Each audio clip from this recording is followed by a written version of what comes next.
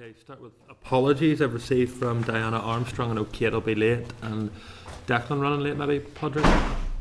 Yeah, perfect, no problem at all. Declarations of interest, members, any wish to declare at this stage? If not, item 3, chairperson's business, I have none, and we'll invite our colleagues from the department.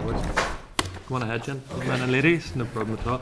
Can I, on behalf of the committee, warmly welcome Ian Snowden, Permanent Secretary at the Department for the Economy, Mark Lee, Acting Deputy Secretary for Economic Policy, Louise Watson, Acting Deputy Secretary for Skills, Innovation and Education, and Sharon Hetherington, who is well known to the committee as the Director of Finance.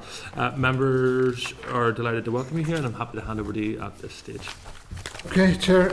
So we sent through some slides, presentation on the budget situation. Rather than do an opening statement, I'll just go straight into it. That's okay. How would you like to do this? Do you want to ask questions as I go through, or will I run through all the slides and then? Maybe just run through all the slides if you're content. Okay, great. Thank you very much, sir. Okay, so the context for this is the draft budget that the Finance Minister issued on the 7th of January. The consultation for that ended on Tuesday of last week. Well, there are no final decisions taken yet, and the executive is still to discuss and agree a budget for the next 3 years. Our assumption is that the draft allocations will broadly indicate what the department expects to receive over the next 3-year period, and so this is our analysis or assessment of the implications of that budget.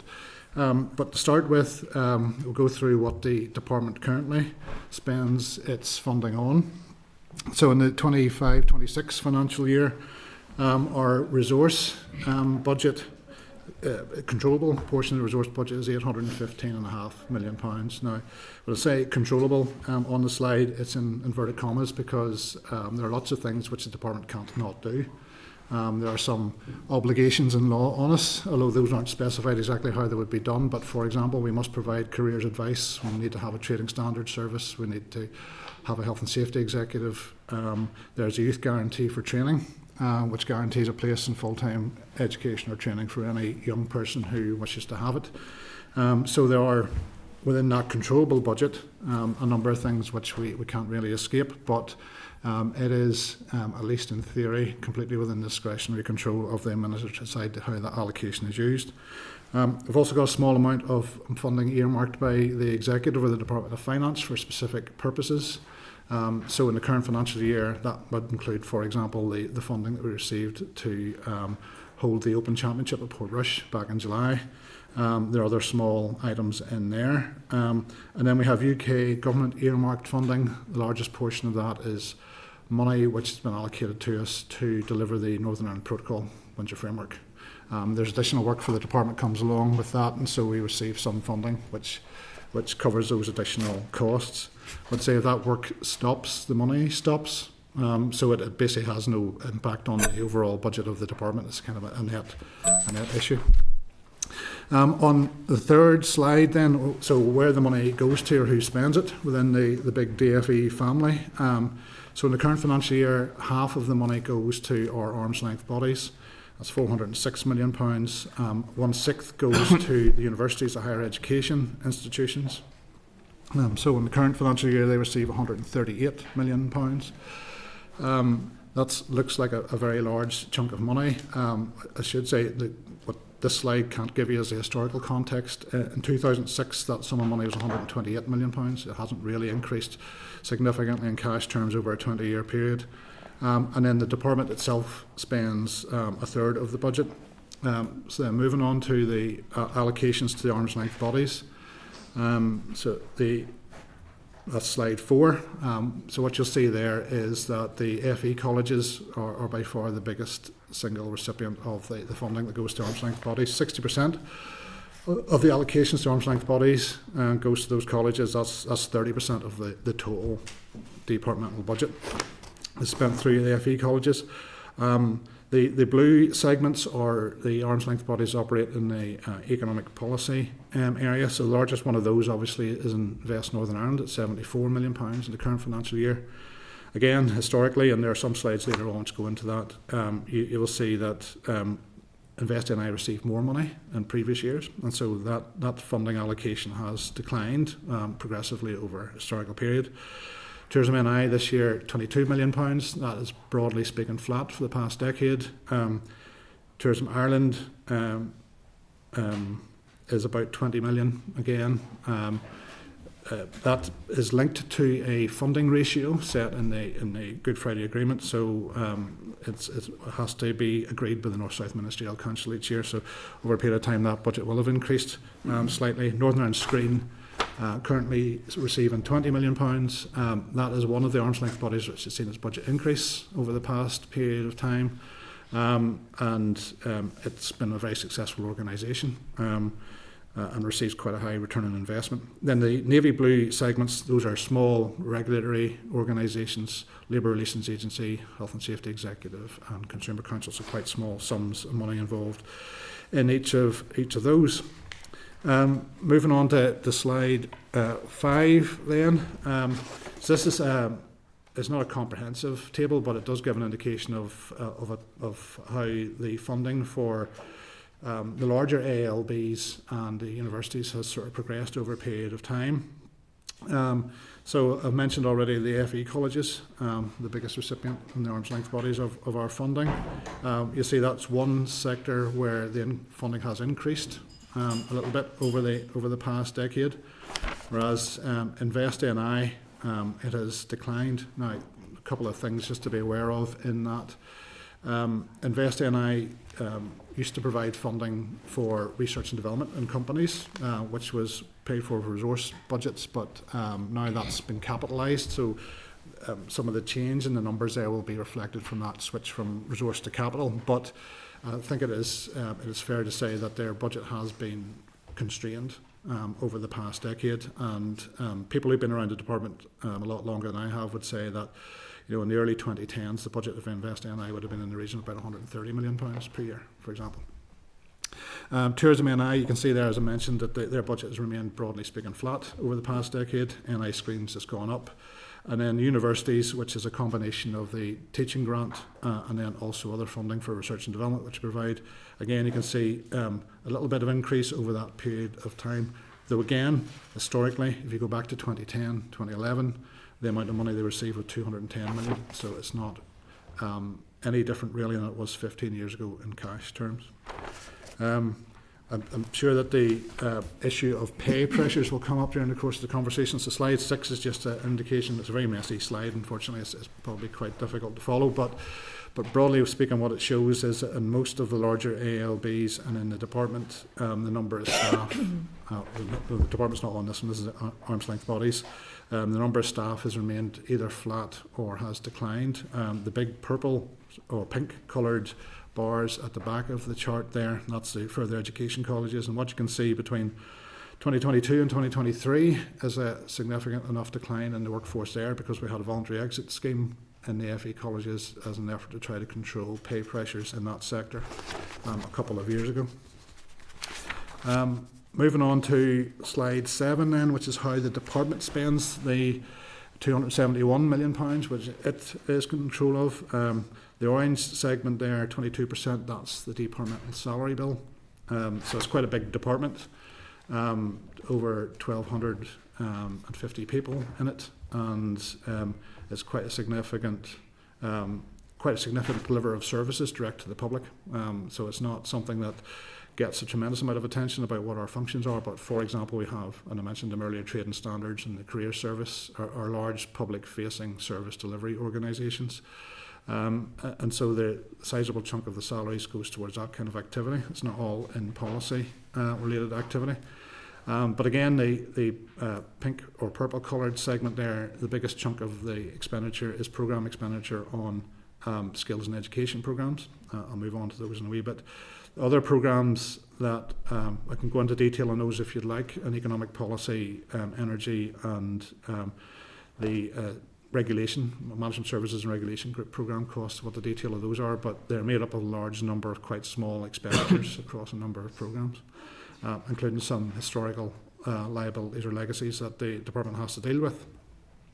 Slide 8 then, the biggest chunk of the programme expenditure, skills and education programme. I hope the colour coding is clear enough on that.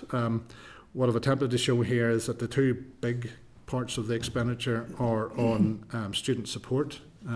Firstly, it's not, I suppose, a particularly visible part of what the department does, but altogether £80 million per year is 10% of the department's overall expenditure, and that's on support for students, mostly for disabled students and other people needing special support at university or FE colleges. And at the top then, the EMA, that stands for Educational Maintenance Allowance. Pardon me. That's a programme introduced early part of the 2010s, provides £30 a week for anybody aged 16 to 18 mean tested who remains in full-time education and training. Then the blue segments, those are the main employment-driven training schemes, your apprenticeships, higher level apprenticeships, traineeships, skills for life and work and so forth. The orange segments at the bottom are the targeted skills schemes, assured skills academies, skill up and those kinds of things. And then the little green slice at the top, that's the McGee expansion in the current year, that's £7 million. And moving on to slide 9, so salaries is 22% of our budget. So this is just to show the trajectory of staffing numbers in the department. So it went up after the Windsor Framework was introduced. It's been coming back down again over the past couple of years. So in the 2 years I've been here, I think it's 80 fewer people working in the department compared to whenever I joined. And so that's the background to how we currently spend our money in the current financial year, those first 9 slides. So moving on to what does this mean looking ahead, looking forward. So slide 10 is the draft resource deal allocations to the Department for Economy for the 3 years of the draft budget. So what you can see there is in each of those 3 years, in cash terms, we will have less money than we've got in the current financial year on resource.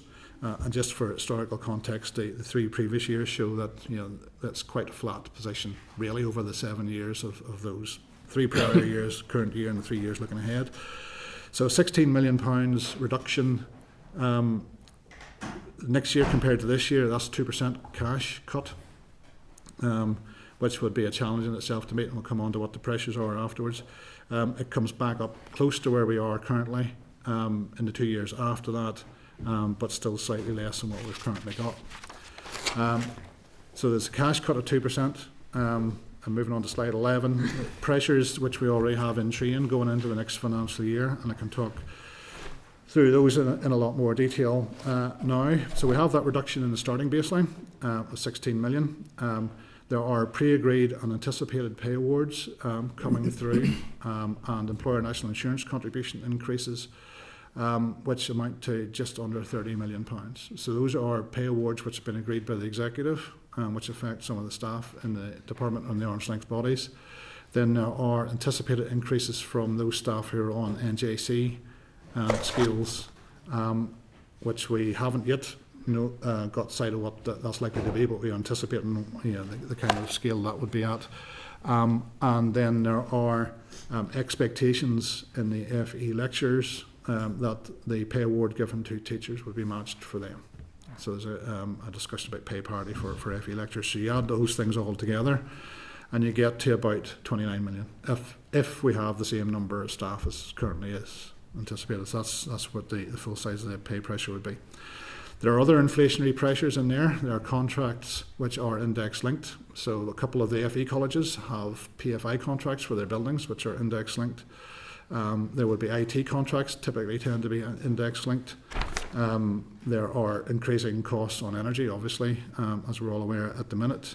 Other consumables are going up in price, and rates have gone up for most of our properties. So while we would try, that's a top end estimate, I suppose, of inflationary pressures.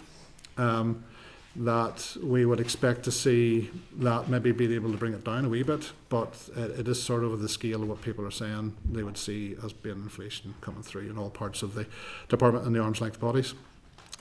The next line down is about apprenticeships and other demand-led skills schemes. So again, an estimate here of £27.8 million. We won't know what that figure is until we get to September. But it is in the expectation that there's an increase in the number of young people coming out of school, and that will then see us have more people demanding the services, more people interested in apprenticeships and other training schemes that we offer. And the cohort leaving school at the minute has a higher proportion of people with special support requirements. So those add costs onto the delivery of the systems. You add those two things together, and the estimated increase is 27.8 million. Now, of course, we have to wait this September to see the number of young people actually and what the cohort looks like, and then what the actual requirements for those skills programs are. But that's a kind of estimate of where we would sit on that. There's referred to as a structural deficit in higher education funding, but essentially the number of places at universities has been increased. The Mason cap has gone up, but the teaching grant has not kept pace with that increase. So if the University of Ulster was here, the Vice Chancellor would tell you that in the past 10 years he has now got 1,200 more students, but he has £3 million less in funding from the department. So that's what we mean by the structural deficit we need to try and catch up. In the past few years, that's been kind of disguised, I suppose, a little bit by we had additional COVID-related funding, and then Sharon and her team were able to take advantage of the difference between the academic year and the financial year to help manage those pressures from one year to the next. But we have essentially run out of scope to do any more of that. So that £8 million needs to be addressed for the financial health of the two institutions. We have an agreement with the Department of Health to share the cost of the allied health and nursing places at McGee College. That is the only place in Northern Ireland where some of these courses are actually run. If they weren't run there, any student wishing to study them would have to go to England to study. The bulk of the costs are supposed to be picked up by the Department of Health. In the past couple of years, they faced their own pressures too, so there's been a constant push and pull about what proportion each department provides. So this is a provision we're making for that. We have a number of pressures coming through on the energy schemes. So until this year, the UK government had an arrangement with energy intensive industries support scheme, which is paid for through the bills paid by other consumers. That arrangement has changed after the last budget. The consequence of that is the cost then moves on to the Resourcedale budget of the department. It's £7.5 million in the next financial year, which we need to find, and we've not received any additional funding for that. We have got work to do on preparing for the Renewable Electricity Price Guarantee Scheme. That's quite a technical, detailed, complex piece of work with a lot of legal work needs to be done in preparation for it. There's a one-off cost for closing down the RHI scheme with Ofgem, and there are a couple of other small things that the department would like to do on moving forward the energy strategy. We had a briefing on that last week. And then there are a number of other ministerial and programme for government commitments which altogether total £11.5 million. That includes the Regional Economic Fund and also the Executive's decision on parental bereavement leave. So that latter one is £4 million of the cost. So you add those all together, that produces total price of about £134 million, which is, Maz is going to let me down now, somewhere in the region of 15 to 16% of the department's current budget. Slide 12, then I mentioned the apprenticeships and other demand-led schemes. There's a demographic challenge that the department faces, so you'll see if it's visible. In 2022 there were just over 90,000 people in the 16 to 19 age group. The current year there's about 111. I think it will increase to 112 in 2028. So that's an extra 10,000 young people leaving school who might potentially be interested in taking up some of the courses that we offer, apprenticeships in particular. And we have seen quite a growth in apprenticeships over the past 3 to 4 years, up about 37% in uptake, which of course is a good thing because that's the kind of programme we want to see people taking up, but it does have a cost implication. So that's the resource position. Slide 13 is about where the capital budget currently is spent. So attempting to use the same kind of colour coding, what you see there is about half of the capital budget is spent in the skills and education space. The biggest chunk of that is in higher education. That's on research funding for the two universities. A little bit goes to Stratmillis and St Mary's, but mostly it's to Queen's and Ulster. There's provision made for the expansion of the McGee College, some capital works there. And then further education, we've had quite a successful programme of investment in further education colleges over the past decade or so. So there's an allocation for that. The next big chunk then is the green one. I suppose that's Invest NI, £55 million in capital funding for them. That's both in capital support for new inward investment, but also for research and development in existing companies. The orange segment is city deals. That's a kind of an earmarked thing that's not within the department's control. So the projects don't proceed, then the money can't be used elsewhere in the department. It's essentially ring fenced, but we have quite a sizable expenditure on those in the current year. And then there are smaller segments on the right hand side of the pie chart there. Very small expenditure in energy programs. Telecoms, that's Project Stratum and Project Gigabit. Pride in Place, that's a UK government initiative. Again, that's earmarked. That and the telecoms both are earmarked by the UK government, so we wouldn't be able to spend them on other things. So that's the Towns initiative that Coleraine and Derry Londonderry were provided funding with. And then very small expenditures, usually on IT upgrades and the like, and premises expenditures in the arm's length bodies and the department, which don't amount to a very large amount of overall expenditure. If you move on to slide 14 then, what does that look like current year compared to future years? And you see that the capital position is a great deal more challenging than the resource position even is. So in the current year we have 181 million of capital, which is controllable, leaving out those earmarked UK government schemes. The allocations in the draft budget would be 160 million next year, 146 million the year after, 129 million in the third year, and 125 million in the fourth year of the budget. There's a 4-year capital allocation, not a 3-year one like there is in resource. So you can see from the numbers there, that would show you quite a significant cash reduction in the capital allocation to the department by comparison to the current year. And by the time you get to 2029-30, we are really talking about a 40% reduction in spending power, I think, given where capital inflation is, construction inflation. So that's a substantial reduction in our ability to spend. And then if you refer back to the previous slide, and see fundamentally there's a choice in managing that scale of a cut between the research and development expenditure and the kind of capital investments we can put into companies to grow or to invest into Northern Ireland. Those are really the only options that are available to deal with that kind of reduction. So some takeaway points from this.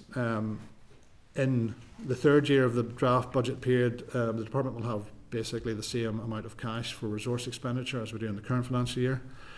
In effect, that's 3 years of flat cash, which is a 10% reduction if you allow for inflation. In the capital budget by 2030, we'll have £50 million less to spend, which in real terms is a cut of about 60%. Most of our pressures are driven by pay and other inflationary costs, and the demand for some of our services, for which we have a limited amount of control. And other than in the skills-related programmes, the amount spent on individual items of expenditure are quite small. When I've been having this discussion with a lot of our partner organisations, I mean, one of the things I would point out that is with pressures of £134 million, effectively if you wanted to protect all of the skills and education expenditure, that would mean abolishing fundamentally Invest NI, Tourism NI, and NI Screen, and then cutting quite a lot of the activity the department does around energy and other economic policy interventions in order to achieve the amounts of money that we're required to meet the pressures. So that's the kind of the scale of the challenge, which means that we will have to look at those skills interventions as part of the options development for how we'll live within the budget. Slide 16, this is fundamentally the task that I've got at the minute. The amount of money we have is less than the things that we have to do and the things that we would aspire to do, multiplied by the cost of doing those things. My job as the accounting officer is to turn that less than sign into an equal sign, because I have to live within this budget by law. It's a requirement. And so it's going to be something that has to be achieved, I think. That's basically where I'm starting from. Our assessment is that this can only be done to balance that equation. We need to look at all three components of it. On the amount of money we have side of things, we need to consider options around revenue raising and whether there are potentials in there. And we have to look at whether we can get money from other sources. Now, you'll have seen from the previous pie charts that there is some money comes in from the UK government from various sources. So we have been relatively successful, especially in the capital expenditure field, about getting additional sums of money into the department to spend on economic infrastructure. So it has been, we've been quite effective in that. We can continue to do more of that. Because there are other UK funds that we could start to have a look at. There's also the Shared Island Fund, which is €1.5 billion in it. They are obviously looking for partnership-related projects. So again, it would be, are there issues that we would need to tackle in Northern Ireland, which are common in both parts of the island, which we could do something jointly on, which would then allow us to move that agenda forward without the need to use our own budget to do it, if there are other pressures that we have to meet as a priority. In the central section of this, the things that we have to do or that we would like to do will have to be adjusted or changed. That means we'll have to stop doing some things. We have to do less of some things, and we have to think about rationing or capping access to some of the services that we provide. And just in that, obviously already we have the maximum student number cap. That is a version of this which has already been in place, and it's essentially a cost control measure that we've got. And on the right hand side of the equation, the cost of doing things, of course this is more efficiencies in delivery, different ways of doing things, and we need to have a look to make sure that everything we do is being delivered as cheaply as possible with the maximum value of money. Now we can get into a discussion about what we're already doing about this. To increase the amount of money we have available to spend, we have secured some funding from the Shared Island Fund for a programme delivered by Intertrade Ireland on entrepreneurship. There are some research projects that we're taking on forward as well. We can provide the committee with a full list of all of those if it's interested to see the detail. We have applied to the Peace Plus programme for some skills interventions. In fact, just at the end of last week, I cleared a submission for another application to that fund for skills interventions. We secured funding from the NIO for Skill Up and some other skills programmes in previous years, and we have made greater use of the financial transactions capital, which can replace traditional capital expenditure, although it does need to be paid back. So universities, for example, would be able to access that. In the central part of the equation, to change and control what the department spends, I've mentioned already we've got the maximum student number cap on higher education students. We have frozen eligibility for some schemes, so we have not raised thresholds in line with inflation for a number of years on some of the student support schemes, for example. We have frozen the amounts of money which are available. So the Educational Maintenance Allowance, which I mentioned earlier, has been £30 per week since it was first launched. So that hasn't been increased. We have stopped or paused the public sector energy efficiency grant scheme. So we had £25 million a year to give to other departments and arm's length bodies to help them put in place, for example, solar panels on properties or energy efficient measures. That has a payback, a period of less than 7 years on the investments we have already, and has achieved substantial carbon savings. So obviously it would be something we would like to continue, but we aren't able to do that because we don't have the capital budget for it, and we've had to scale back on the Small Business Research Initiative, also something we would rather not do if we didn't have to. To reduce the costs of delivery, we have consolidated all of the department staff from 4 offices into one building in Adelaide Street. That's reduced our premises costs. We have run a voluntary exit scheme for FE staff. I mentioned that already. That produces annual savings in the region of about £11 million in the salary bill in FE. We have increased delegated authority limits to streamline approval processes for arm's length bodies to reduce the amount of bureaucracy that's required, and reduce the number of staff in the department and reduce the size of the senior civil servant cohort as well over the past couple of years. So we have attempted to take actions to be more efficient. I think slide 20, however, further action is definitely going to be required in all of this. We are making the assumption that there will not be any additional money provided over the budget period. The members of the committee will be fully aware of the pressures in other departments. and the commentary that there is around that, and the very real pressures that are in the education and the schools systems and the justice system, which need to be addressed by the executive. So we are not making the assumption that the Department of the Economy will be high on the list of priorities for additional allocations if more money comes available to the executive.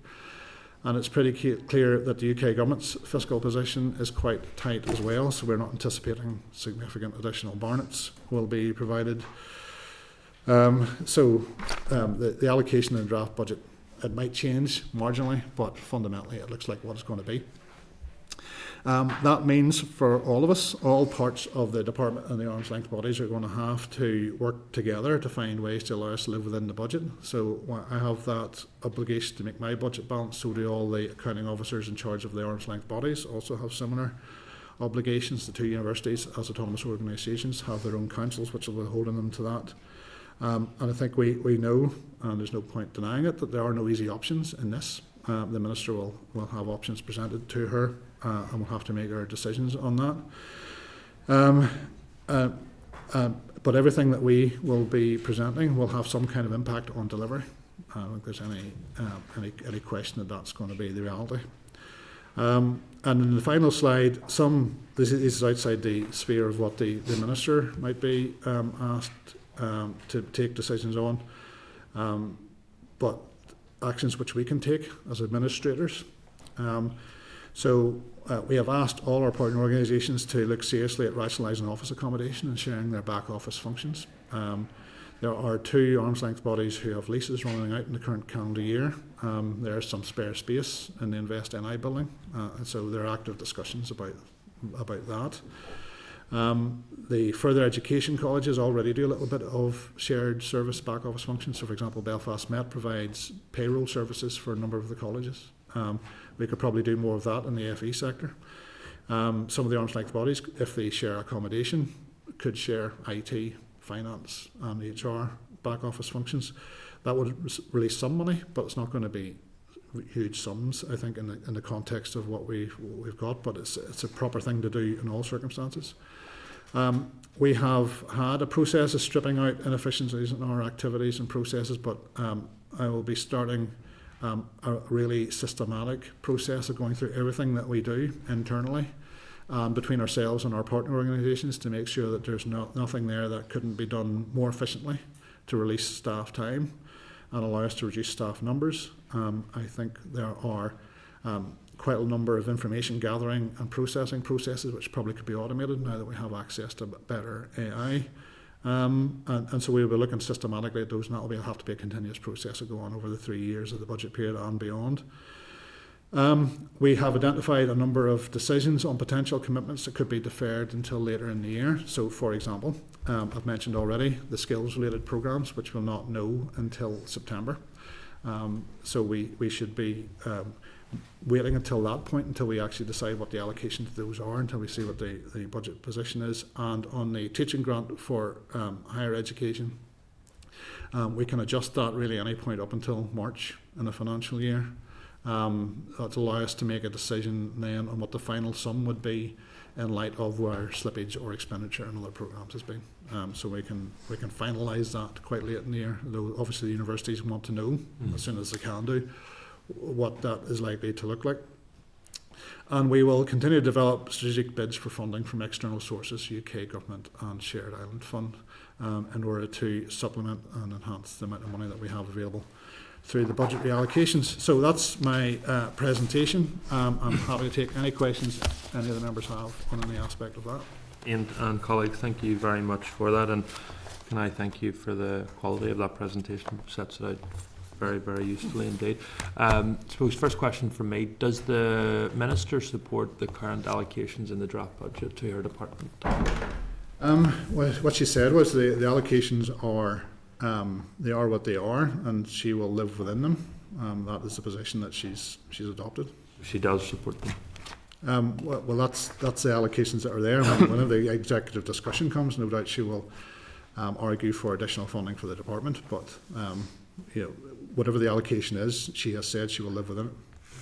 And then if we go to slide 11 then, in terms of pressures already in train going forward, so 134 million, how are we going to close that £134 million gap then? Okay, so those are pressures which are based on the assumption that everything stays currently exactly the same as it is.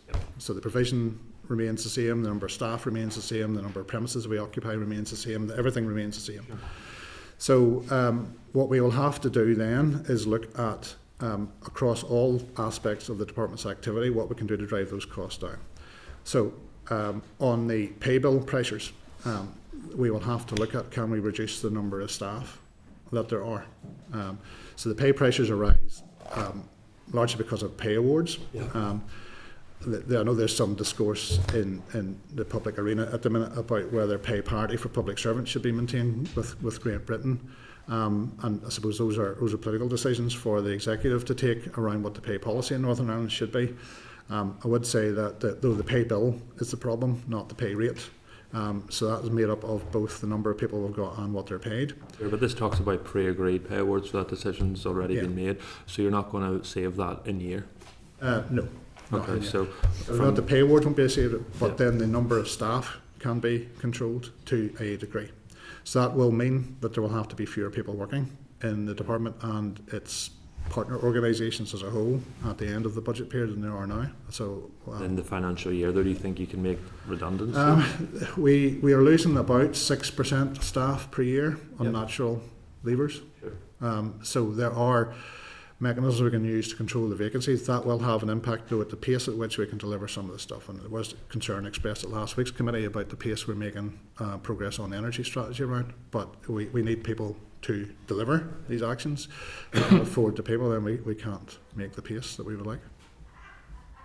So how would save? So your pressure is 134 million for next year. So how are we going to save that 134 million? Then we have to fundamentally, as I alluded to during the course of the presentation, we're going to have to look at what services we deliver, and it's going to have to be part of that in the skills and education sector. So what training courses we have available to us, and what we make available to the young people leaving school, how those are targeted and prioritised. There may be limits and caps in the number that we can do. However, I mentioned the Youth Training Guarantee Scheme. So if we reduce provision in one programme, that will move it on to something else, because if a young person wants to have some provision, then they will ask for it, and some of those alternatives are less effective. So my difficulty, Ian, is that the Minister for Finance and what you said in relation to the Minister for the Economy will settle for whatever allocation she's given. We as MLAs are going to be asked to vote for a budget that goes before the Assembly if it gets through the Executive. And I tried to have a discussion a number of times on how we're saving this 134 million and what the impact on the department that this committee scrutinises.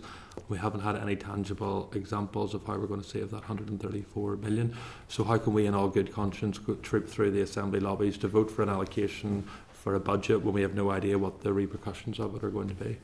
What will follow now is whenever the Minister returns from America, she will want to set a budget for the department, an allocation, and then that will have to be subjected to a consultation. I think because of, as I've signalled, there will have to be reductions in the training provision that the department is able to fund. There will be differential impact on young people, such as they're primary beneficiaries of the training programme. So there will have to be an equality impact assessment published and a consultation on that. So there will be quite a lot of detail on what that means. Be issued when the Minister's made her decisions. At this point, I'm not able to tell you what the impacts are going to be because the Minister's not made her final decision. So that is that then fall within the Skills, Life and Work budget of 37 million or the apprenticeship?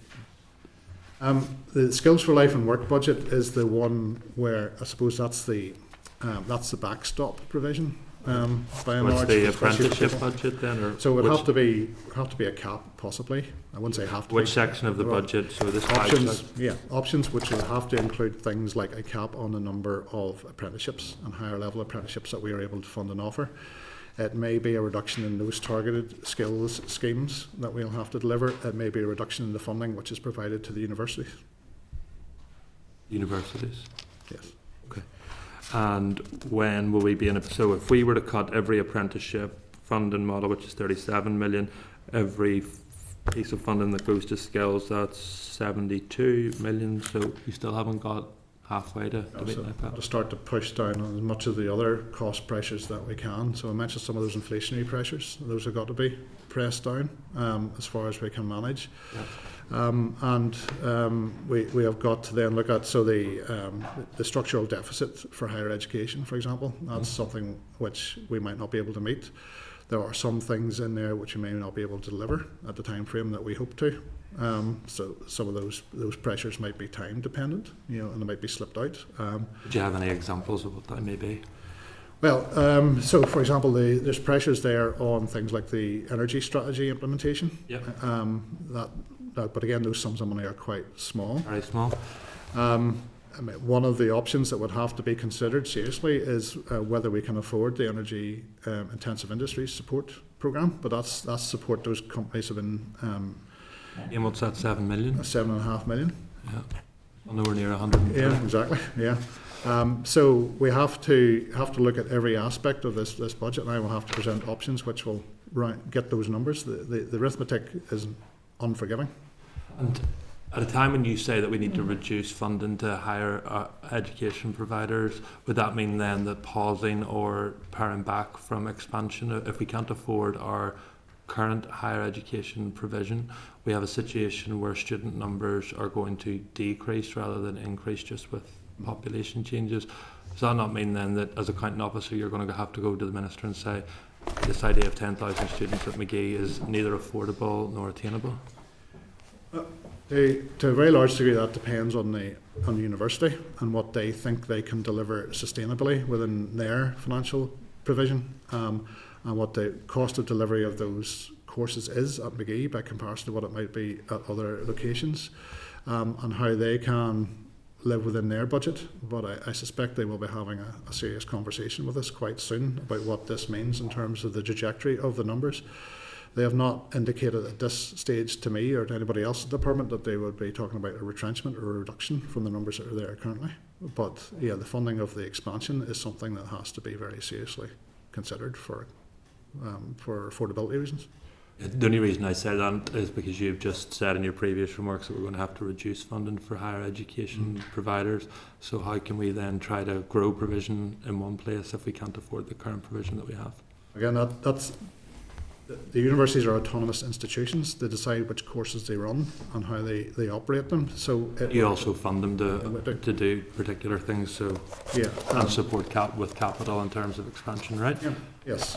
So, but it still remains the university's decisions about what courses they offer and how they deliver those courses. It would be, it'd be completely unheard of for a government department to determine which courses a university should No, but take. they could push it in terms of capital support, that we will not expand or we will not continue if we're not able to do this. They could also be in a position where they say we can't run a multi-campus nature without a structural deficit support. And I think, Ian, to be fair, you recognise that by the fact you've included that both in previous budget documents and within the budget document that you've provided to me today. So I think it's a bit disingenuous to say that the department can't facilitate growth of institutions in one place. We could facilitate growth if we had the money to do it. Correct. Okay, so and the question is then how the Minister chooses to allocate the budget to that.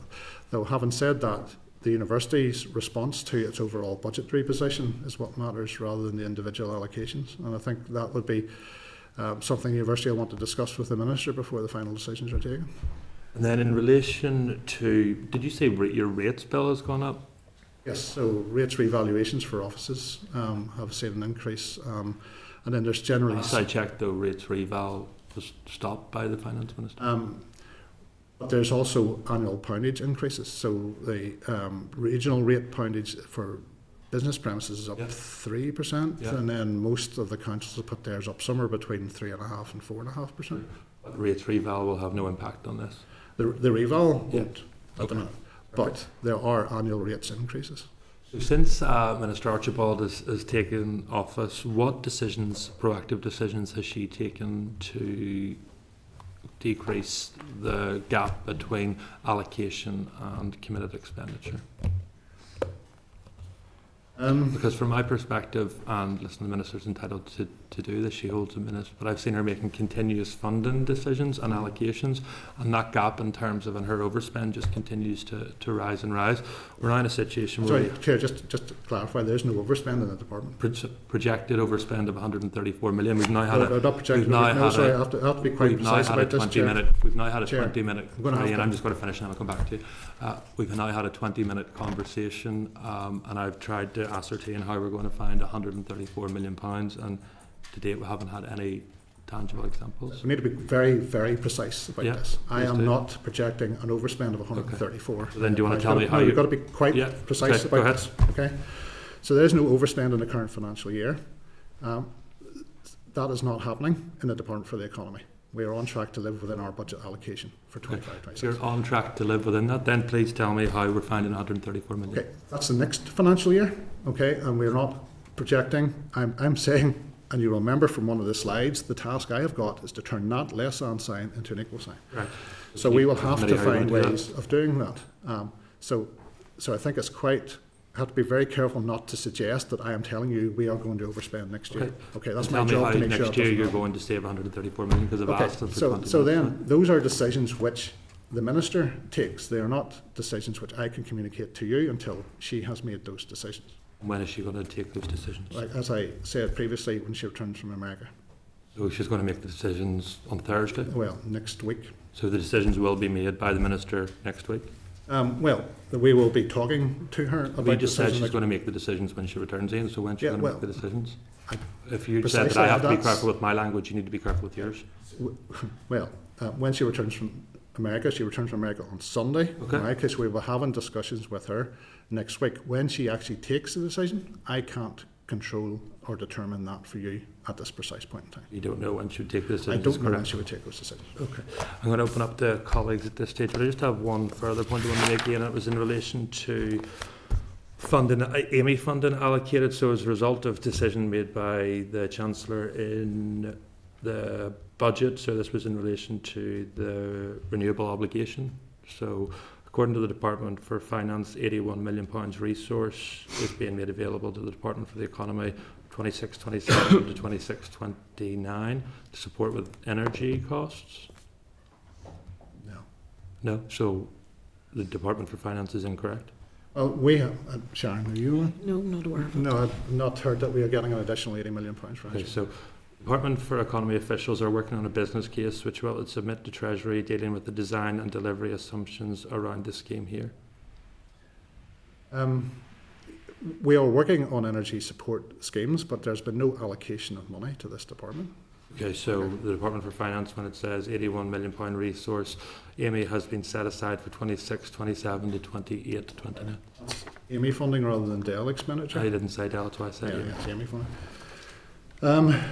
So this is a result of the decision taken by the UK government that they will reduce energy bills across the United Kingdom by, on average, £150 a year. I had been in ongoing written correspondence through AQs with the Department for the Economy as how this was going to impact here in Northern Ireland and how consumers here in Northern Ireland were going to have their bills reduced. We first had the assertion from the Department for the Economy that the renewable obligation didn't exist here in Northern Ireland, so it wasn't transferable. We've now had confirmation following further questions from me. The Treasury have confirmed 75% of that, so there's going to be 81 million available over the next 3 years. That's available from the 1st of April. People that I represent are wanting to know what the Department for the Economy are doing in terms of reducing their overall bills. This finance is available to you in less than 3 weeks' time, and to date you haven't submitted a business case to Treasury to lower people's bills, so I'm trying to ascertain what the story is with that. So I don't have the detail of that with me at the minute, so Chair, I'm going to have to respond to you on that, the detail of that particular programme. Renewable obligations funding, I'm aware of it in outline, but I haven't had a chance to discuss it in any detail with the officials in the Energy Group. I think that's remarkable, and we're in a situation where oil prices are at a record high.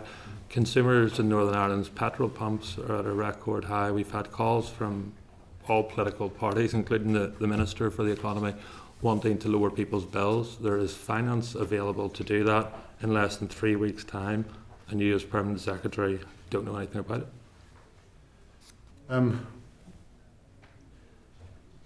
The energy prices move very rapidly, there's no doubt about that, yes. I don't know the detail of what is being worked up to go to the Treasury yet. It would normally come to me whenever the detail has been developed. I'm aware that the work is underway at the minute, but no, I don't have the detail of it to hand, no. I was thinking, if we're in a situation where we have £81 million available to us to support consumers across Northern Ireland at a cost of living crisis, that this would be the top issue that the Department for the Economy would be working on to date, that this funding is available in less than 3 weeks and we don't even have a business case. Consumers in other parts of the United Kingdom will feel the benefit of lower bills, and once again Northern Ireland will be delayed because we can't seem to get a business case or a scheme put together by this department. I'm going to move open to Sinead. Okay. Thank you very much for the detail in your slides. It's not good reading, I suppose. The capital position, as you said, is really challenging, more challenging, I suppose, than the resource budget, but not really that much of a difference between the two of them, to be honest. And you said in your presentation that things might marginally change, but not fundamentally. So that greatly concerns me, and I'm going to go back again to higher education, because you've indicated that the structural deficit in higher education funding is sitting at around 8 million, and you indicated that the number of MASN has gone up and the teaching grant has not gone up, so that is causing problems with the universities. Obviously, I'm really concerned about the McGee situation. Because I suppose the scale of funding that is required and the scale of ambition is not sitting in any of these budgets, even in the projections going forward. So there's a real risk to that project, and it is meant to be one of the key programmes for delivering regional balance in the Northwest. And I suppose there has been an allocation in this year of 11 million.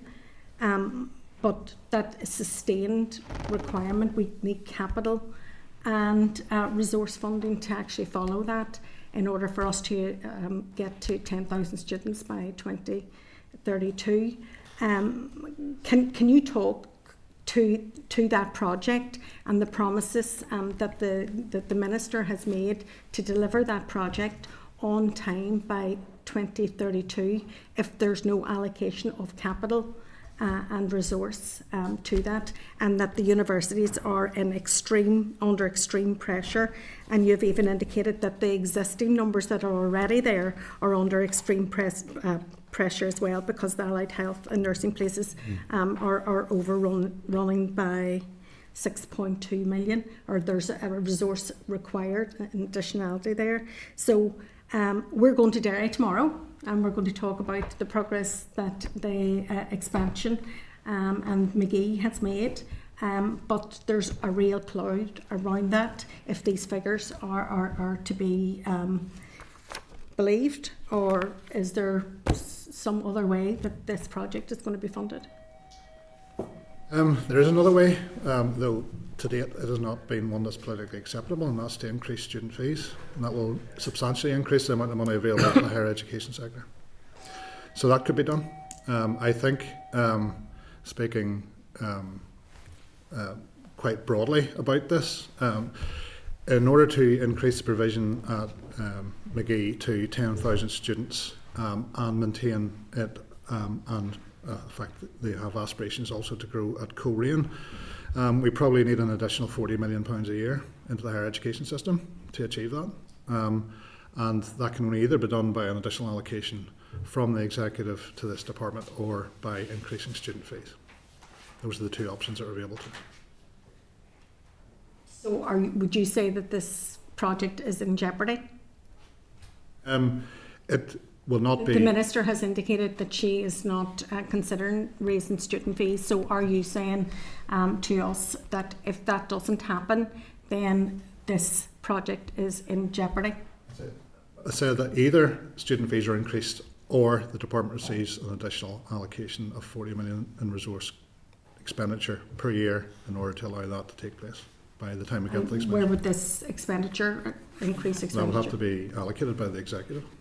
By the executive. So It would have to be, it's a priority project within the programme for government, so that would have to be allocated directly from the executive. And how hopeful are you of that?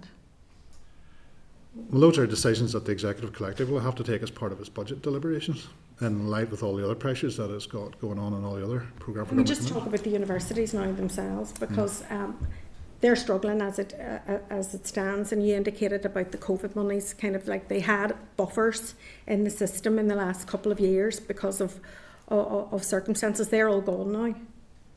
So we've got, you know, allocations of student places already there, and yet no teaching allocation grant around them. How vulnerable are those places as well? The places currently at McGee? Well, not McGee, universities. Anywhere? Okay, so both universities tell us that they're running financial deficits, quite substantial financial deficits in the current academic year, and they are projected to have further deficits in the coming years, as both are autonomous institutions and have got trustees and councils or senates to run them. They will be looking to take actions to make sure that they remain financially solvent. That can possibly only really be done by reducing courses. And I think that is one of the outworkings that they are, in broad terms, saying to us. Now, we've asked them to provide us with more detailed analysis of that, rather than just a broad brush kind of statement that there would have to be a reduction in places at the universities, or alternatively they fill places with overseas students. But of course the current UK immigration policy is sort of pushing in the other direction, and that's essentially how they filled the gap for the past 20 or so years, and now that is also reducing. So the universities are in some degree of, I would say it's not financial distress, that gives the wrong impression, but they are facing financial pressures. They're also delivering quite a lot of stuff for the department and the executive. For example, they're delivering the City Deals projects. There is the McGee expansion also. They do an awful lot of research and development activity. They work with us quite closely on a number of different projects. So they are delivering a lot of additional benefits, and they will have to consider the degree to which they can continue to do those things as well. The investment that the government here and the Minister has made to McGee is actually very, very small compared to the investment that the government made in relocating the campus from Jordanstown into Belfast. But the economic dividend for the expansion of McGee is extremely it's extremely lucrative for the rest of Northern Ireland. So how are you weighing up the expenditure, which has been minimal to date, vis-a-vis what has been spent in other campuses? How are you weighing up economically the case for the expansion of McGee versus the investment in it? Well, the expansion of the Belfast campus was largely funded with financial transactions capital, so it's a loan, not a grant. Mm-hmm. And the university, one of their financial requirements is to continue to repay that loan each year, and they have to hold a certain amount of money in reserve, against that. Money did come from the government as well. So some did, yes. Yeah. Now, to date, we have spent, I think it's in the region of 15 million on purchasing sites to allow the expansion of the teaching accommodation, which would be sufficient to allow us to grow, along with the shared island funded building on the campus, will be sufficient to allow the teaching accommodation to accept almost 10,000 students, and nearly as much as they will require. And so there's quite a bit of investment that's going into the campus. What we're then talking about, once we get into it, are things like student accommodation and how that might be funded. We're in active discussions with the university around how that might be delivered most effectively, and there are some options being pursued there. The student accommodation in and around the North Belfast campus of Ulster University, that was all privately driven and delivered. It wasn't delivered by capital grants. And there may be options of that nature also available in the Northwest. So we are looking to progress what we can to make the campus as successful as it can be within the budget that we've got available to us. But fundamentally, when it comes down to it, if you want to have more students being taught in tertiary education or higher education in Northern Ireland, there will be an additional cost that will have to be funded. The capital position overall, you're saying, is potentially a cut of 60% In spending power by the time we get towards the end, towards the end, 2029, into 2030, yeah. into 2030. Right, so that's really curtailing a quite considerable. Capital or construction inflation is running well ahead of standard inflation, and I think that's well evidenced and attested to. Right, okay, thanks. I'm going to bring Patrick in next, but if any colleague is due in the chamber by 11, if they indicate to me by a nod, I'll call them first, and the others that aren't. Patrick. Okay, thanks, Chair. And look, thanks for your presentation. I think that this is obviously a very difficult budget, and the fact that you're not over budget on this year is encouraging. I think that, we have to look at this within the context of the potential of a 3-year budget and the certainty that gives right across departments, but particularly in economy in terms of planning for skills and so on.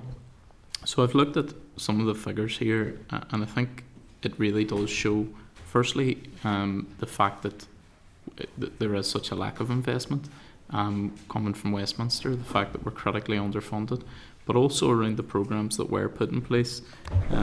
You've mentioned in your briefing 16.9 million reduction from the NIO, 7.6 million reduction from the UK Shared Prosperity Fund, and then almost a 1 million reduction in terms of Peace Plus funding. Contrast that with the benefits of the shared island funding, which are coming particularly around McGee. There is a complete contrast there, and it actually shows the benefits of what we can do when we work together right across this island. So I think that is something that we need to look at.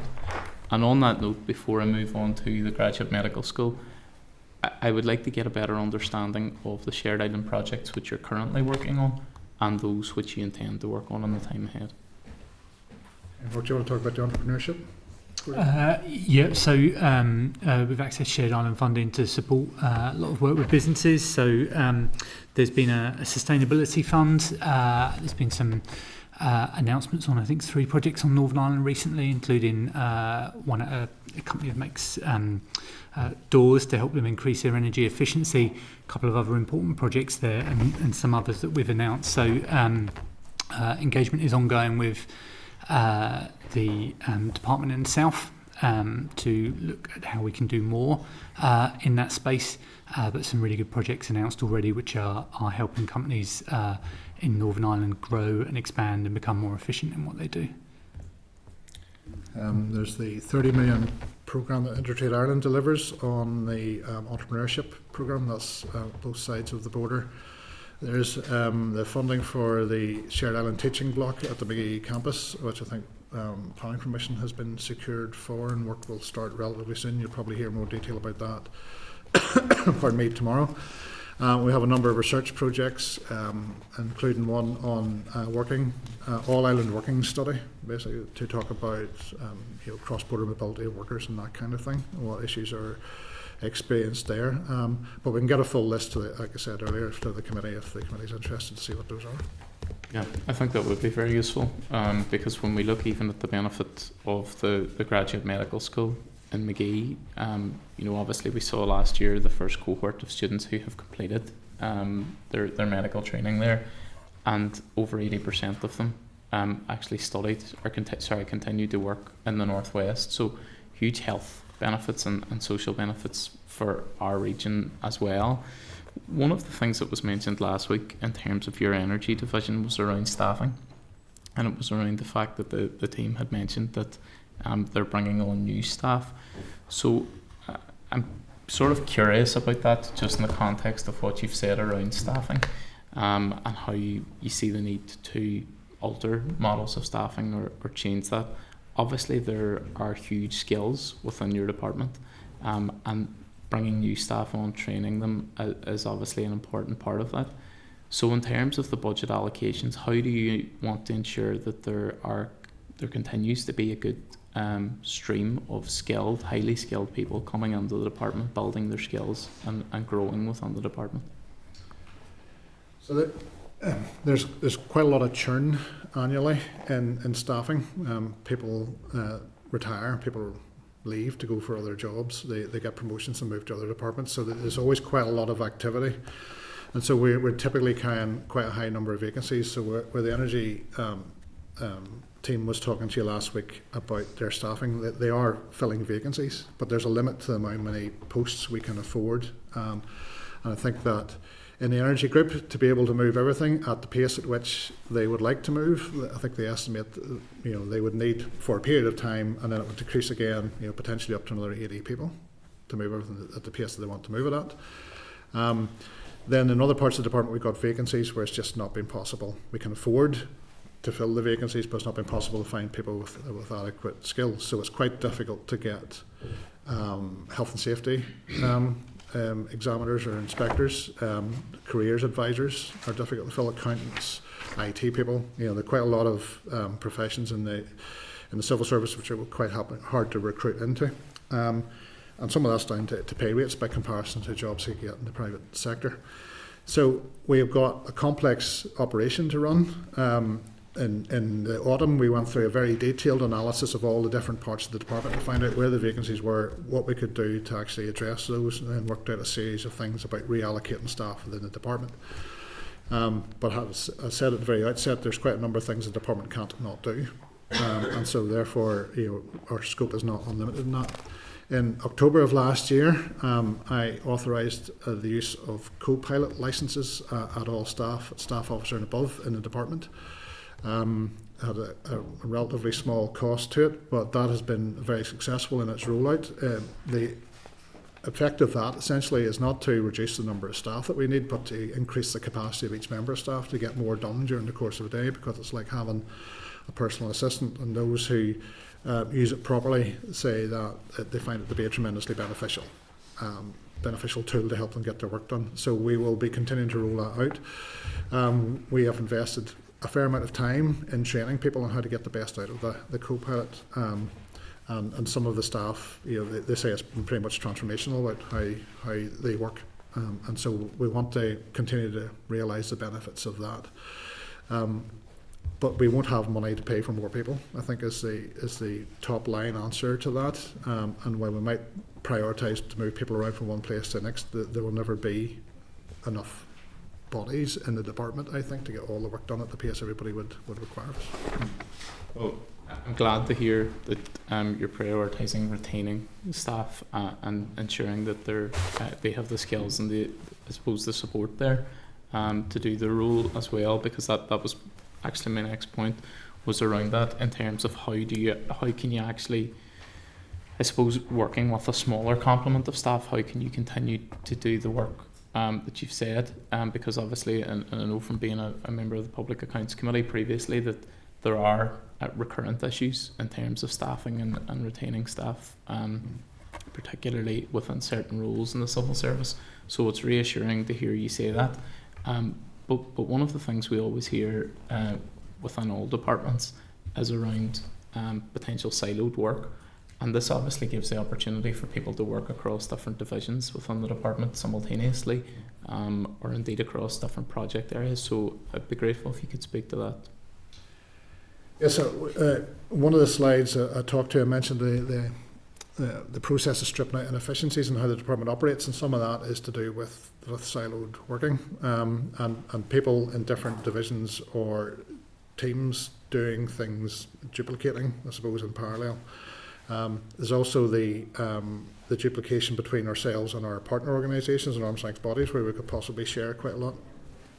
Yesterday we were having a conversation with a couple of the partner organisations, and the opportunities to bid for Shared Island or other UK funding sources came up, and we talked about how if we work together we could be much more effective about doing that. So we are in a continuous process of trying to make the department more unified in that sense. My observation since I came into the department is, although it's existed for the best part of 10 years, there's still a reasonably clear distinction between the bit that used to be the old Department of Employment Learning and the bit that used to be the old Department of Employment Training and Investment, or Trade and Investment. So there's still a slight differential between the two, but we're breaking that down quite substantially. I think we're seeing a lot more joint working happening across the different parts of the department. A lot further to go on that, I think, and some of that's about managing. If I could perhaps add, and perhaps a real life example, for example, within Skills and Education Group, there's been much greater alignment in terms of the governance and oversight of further education colleges across the other divisions. The group has recently restructured to better meet the requirements in terms of governance reporting, and indeed we've made efforts over the past year of reducing reporting requirements.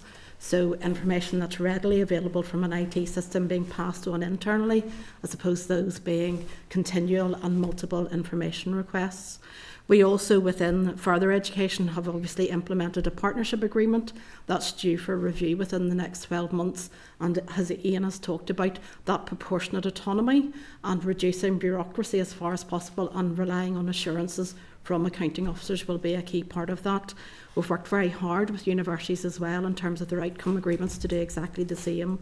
So those efforts about reducing bureaucracy, asking once as far as possible and making best use of the information is all part of that work.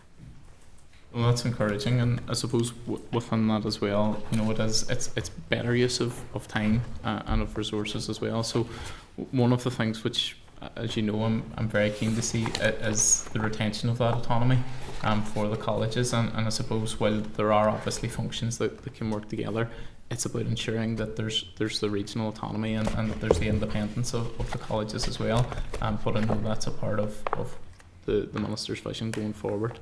So that's me. Thanks, Chair. Thank you very much indeed, Padraig. David. Thank you, Chair. Thank you, Ian, for coming in. I want to start with staff because you have some great staff, and we see them regularly. But I also want to nip something very early. We often come to these sessions with the department, and we come away more frustrated than when we come in. We come away with more questions than we get answers. So, is there a cultural issue within the department internally when they're in front of us that we simply do not get answers to simple questions? Yes, I'm aware a couple of weeks ago there was a challenging enough session, and the chair expressed some frustration around that. I don't know that there's a cultural problem in terms of withholding information. I think you might find that I'm slightly more direct in my responses, and there is a culture of deference, so people don't want to tell you things that they think you might not want to hear. I think that's possibly, if there's a cultural problem, that's what it is. Okay, I appreciate that, and it's not a one-off. It's a basically practice, and I'm not. It's not every time, because there are some great officials, but it has built, and it's building and building. Every time you ask a simple question, you're not getting a yes or no answer, and the questions are being asked back to ourselves. So it's something there. But when we look at the economy, I'm trying to work this out. It's how you grow economy when you're cutting the investment into it. How's that possible? Well, we've got to look at ways that are as effective as they can be with the money that we've got available to us. That's what we have to do as officials, produce options which will deliver that for us. There may be alternative business models that we can explore. So I've mentioned already that the funding for Invest NI has been reduced progressively over a number of years. Their business model has largely been the provision of grant support to businesses. There may be different things that we can do that would, if not entirely, but at least substantially meet the same policy objectives if we took a slightly different approach. And so we'll want to discuss with them how they might move towards, for example, if we've got more access to financial transactions capital, how that might be used more substantially, and are there different things that we can do to support businesses to grow and shift the focus from where it's currently been. We want to make sure, as far as we can do, that we continue to provide the flow of skills into the economy that's required. If we have to reduce the number of people that can be trained through our mainstream skills programs, we'll have to look at which of those courses are the ones which deliver the greatest economic benefit. That won't be welcome to some young people who may wish to pursue a particular career and might find it more difficult to find a place that would suit them. but we've got to think about what the economic impact of that choice would be. And I think we have got to, as far as we possibly can, work together as a family of organisations in the Department for the Economy to ensure that we're joining up as best we can. So there are skills programmes delivered by the department, by the FE colleges, by Invest NI and by NI Screen, amongst others. We've got to make sure all of those things are as aligned as they possibly can be, so every pound that can be spent on the provision is being spent on that, and as little as possible is being spent on the administration of it. Those are the things that we need to do. But fundamentally, if we had more money to spend, we could probably achieve greater results. You've told us demand for, I think you said 37% is what you said for apprenticeships, skills programs, all of that's rising. Yet whenever I look at this paper, the front, you said about Invest NI, you're cutting Invest NI, you're cutting skills, you're actually cutting the front face. You're cutting the front facing bit that is actually growing our economy. And there's very little on the department themselves. Here. We can give you figures for what the expenditure of the department has been over a number of years, but when you say the department itself, do you mean the size of the department, the budgets, the salaries budget, or do you mean the programmes that we deliver? You're saying about here. We'll look at skills first. Look at skills first, and then look at that. So, how do you continue to grow if you're going to reduce the number of skilled opportunities for people to be skilled to work in our economy? How's business supposed to continue to grow and to bring economic benefits? Them that creates the jobs. But how do they get the people if you're not training, if we're actually limiting and use the word to cap? Mm-hmm. If we cap the number of people that we're given opportunities to? Yes, I said earlier in the presentation there are no options to achieve the degree of savings which are required, which are not going to have a detrimental impact. So the answer to your question is we won't be able to grow the economy in the same way if we have to make very serious cuts to that. Your starting point was the department's not taking any cuts. I'm sure I could provide you with a set of charts and tables which would demonstrate that we have reduced and cut and limited. What's in front of us is you've moved an office, 4 offices into 1 office. That's not the sum total of what we've done, Mr. Driver. Well, it's the first one in your actions taken. Yeah, well, it's just an example. It's what you told me. Example of what we've done. Yeah, but there's nothing else. So reduce the number of staff, but when you look at the figures, you haven't. It's 50. Well, there's a chart in there that shows we have. 50. Okay. But so the numbers are, without access to a voluntary exit scheme, which would fund redundancy payments. You did that for FE, front facing again. Yes, we did. Yeah. In FE, a large proportion of the redundancies in the FE sector, and Louise was heavily involved in that, were back office. They weren't actually teaching staff. So there was an agreement across the 6 colleges in terms of the conditions and the requirements with regard to the voluntary exit scheme. There's a very heavy level of oversubscription to that scheme as well, but it was the responsibility of the accounting officer as part of the approval of the business case for the Reform to Save staff exit scheme that they would prioritise frontline services. So there was that agreement, and there was an analysis carried out by each of those organisations about if courses were going to be reduced, it was because of a lack of demand. There's also an affordability and sustainability element of that as well. So it was courses that there were perhaps 3 or 4 students within that couldn't be sustained, and so therefore we were seeking also to drive up average class sizes within the colleges. But a proportion of those leavers were from administrative and support services and management grades within the colleges. Yeah. And I've been calling for the SkillNet Ireland model for feels like forever. But business controls, and we develop the courses. We had this at PAC, and that we've got a lot of courses that should be designed around what business what the jobs are, the opportunities for skilling workers to give them actual brilliant careers into the future. So everything that moves to lean and make it better for people, I 100% support. But whenever I look at those numbers, it seems like FE is taking the hit. Invest NI is taking the hit. But the department isn't. And when we look at the department, if we look at the South, compare it with the South, you've roughly the same amount, but you've got twice the population at least, and a massive economy. I don't understand why the department isn't looking at itself. department is looking at itself. At the outset, I said in relation to what the department spends its salaries budget on, that we do deliver an awful lot of front-facing public frontline services, to use your turn of phrase. So approaching half our staff are involved in that kind of activity. I think the assumption underlying your question is that we're all sitting doing process and policy, and we're not actually I delivering wish you anything were, meaningful. because we'd love to see it coming through. But that's not the case. It is very much a public-facing delivery department as well as being a policy department. Now, I'm not saying that the department could not. And in there, I've said one of the things we want to do is a systematic process to strip out all of the inefficient processes that we can find, or lean them as far as we possibly can. But I think it would be completely misleading the committee if I give any hint of an impression that that would go any distance towards achieving the savings that are required to deliver in the budget. So it would maybe save us, I don't know, a few £1 million a year. Well worth doing, and we will definitely do it. But it is not the same thing as delivering huge sums of money to invest in the front line. Could I perhaps build on that point? I I want to think just one of move the on to Mr. Kearney, because he has to leave at 11. He hasn't had an opportunity. I'll Yeah, come no, back to you if yeah. you need to. Declan. Thanks, Philip.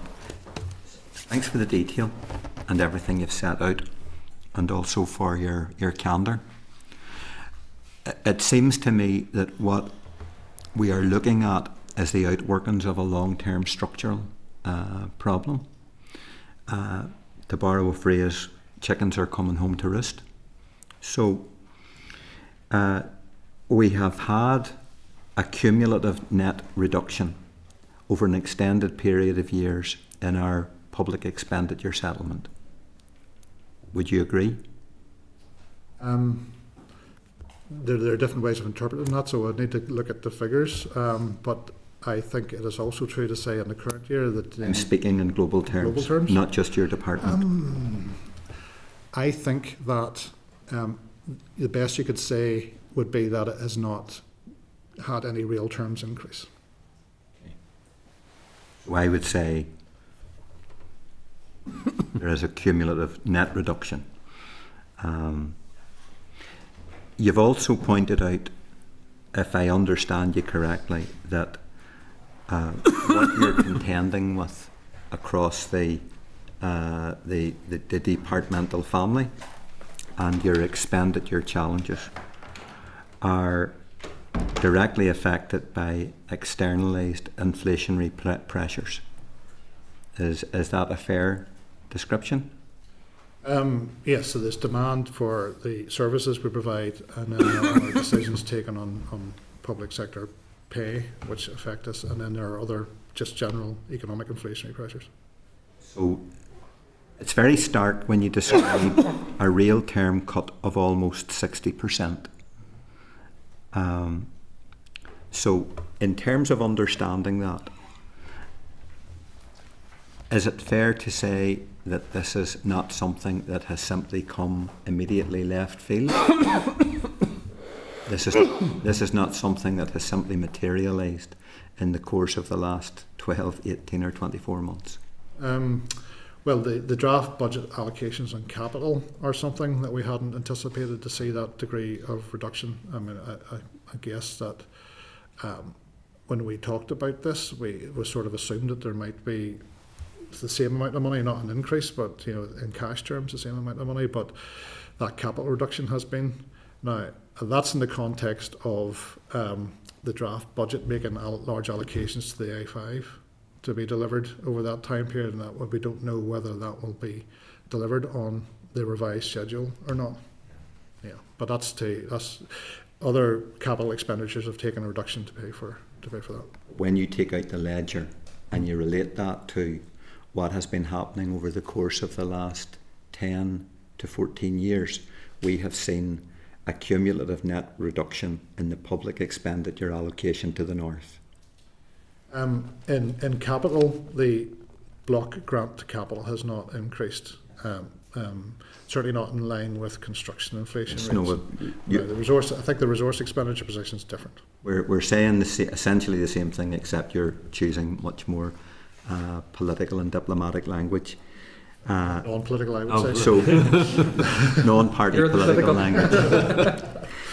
So finally, Ian and colleagues, based upon what you've set out for us here, how does the landscape that you project compare and contrast with recurrent funding for your department within the departmental family over the preceding 5 years? I think it continues the pattern that we've seen. Which is? Essentially flat with marginal increases in the resource allocation, in fact total allocation budget. I did some quick analysis yesterday. I don't know, you'll not be able to see that chart, but I just did it yesterday. So this is the blue and the green is the capital and the resource added up. This is the current year we're in here. It's the highest one we've had in cash terms, but the red line is inflation since 2019. So we have, for an extended period of time, since more or less the department was funded, seen an increase in our expenditure of 1%. By comparison, I think the Department for Education has seen an increase of about 60%. So the choices that have been made at executive level have been to invest in the schools system, not in the part of the education system that this department is responsible for. So my final point, Philip, and it's an observation. It seems to me, based upon all of that, that you yourselves as the strategic management team within the department and the minister are faced with absolutely invidious choices to make. But while these are invidious choices, you are caught in the context of very extreme economic and fiscal headwinds. And this is not something that is unique to the last 12 to 18 months. There is a context which has emerged out of our financial and economic situation that has developed over a period of 10 to 12 years.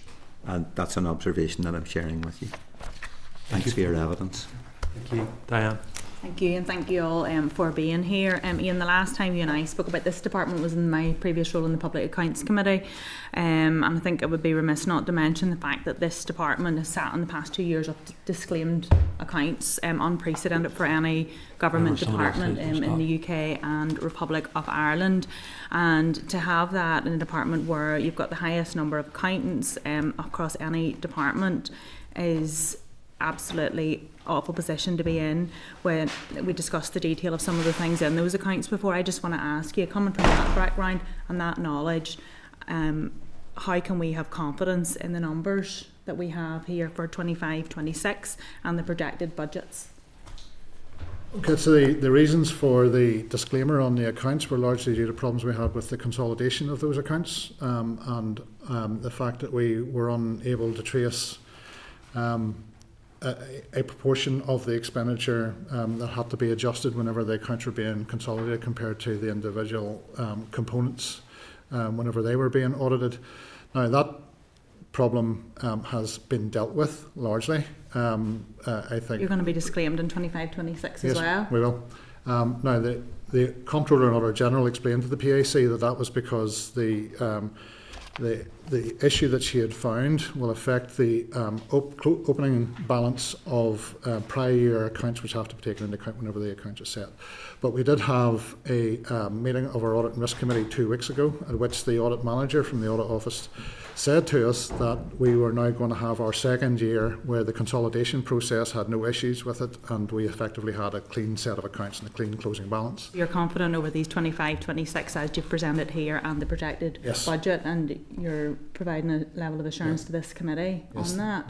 Because you can understand, you know, from my perspective of that, disclaimed accounts or accounts the worst possible opinion, where the CNAG won't even put their name to it, to huge balances, £4.5 billion student loans. It's absolutely unprecedented, as I said, for a government department. So it's just very difficult for me to come now, move to this committee and look at these budget figures, projected pressures on the budget, and feel confidence in the figures. So that's where I'm getting at with that, and I just want to highlight that at this point. And I know we're a bit under pressure for time. I just wanted to quickly move to arm's length bodies. How many arm's length bodies are there within the Department for Economy? There are 17 in total, if you count the FE colleges separately. Okay, so I just note from your where your money's spent. So half of your budget is going on your arm's length bodies, and off that, I pulled out the 24-25 accounts, and it's about 286 million of that is on salaries. So about 70% of the arm's length bodies budget is coming through on salaries. We talk a lot about the review of arm's length bodies. Have you conducted a review as to whether those salaries are in line with the rest of the department, or would they be substantially deviant from the central policies? So some of the arm's length bodies, their staff are on NICS terms and conditions. So Invest NI and Tourism Ireland, and I think NI Screen are all in that sort of pay scale. There are some which would be some staff in the further education colleges on the National Joint Council pay rates. So they are, broadly speaking, aligned to local government salary rates. They, on grade comparisons, would be marginally higher than civil service comparisons would be. The FE college lecturers have a separate pay scale of their own, which is in broad terms pretty much the same as the teachers' pay scale, though the individual points within it are different. And that's an issue of ongoing negotiation with the lecturers' unions. And so I think across the board of all the arm's length bodies, we could say that their pay rates are in line with equivalent public sector. And in terms of 17 arm's length bodies, so on average, in terms of pure existence and governance, it takes at least £1 million a year just for an arm's length body to exist. So that's £17 million a year just to exist before they do anything else. So in terms of looking for efficiencies, I didn't see anything in any of your projections as to a review of arm's length bodies. Like you made a reference to how much, if you see it, that it would wipe out particular functions. But have you reviewed the functionality of the Department for Economy, looking at how many of these bodies you have, to review them for potential efficiencies to make substantial savings? Just before you answer that. Committee Room 30. Sound.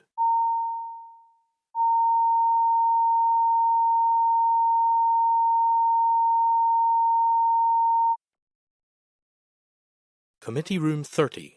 Sound.